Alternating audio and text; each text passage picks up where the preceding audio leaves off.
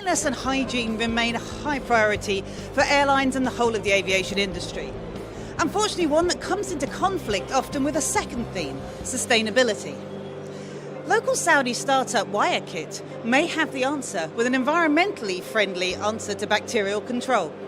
We spoke to Mauricio Zavaleta, CCO and founder, about the product. It was back in 2018 in King Abdullah University of Science and Technology, or KAUST in Saudi Arabia.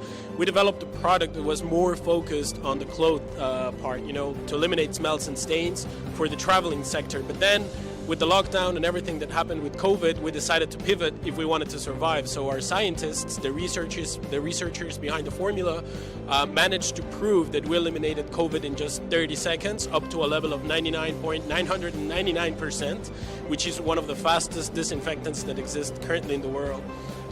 Which has allowed us to enter into the aviation sector, also because we have a high material compatibility standard when it comes to aircraft interior, and at the same time we make sure to be biodegradable, to be sustainable, to be safe for the skin, to be safe for the people that are using it, and well, basically we've created a whole product that allows to clean and disinfect, doing both at the same time.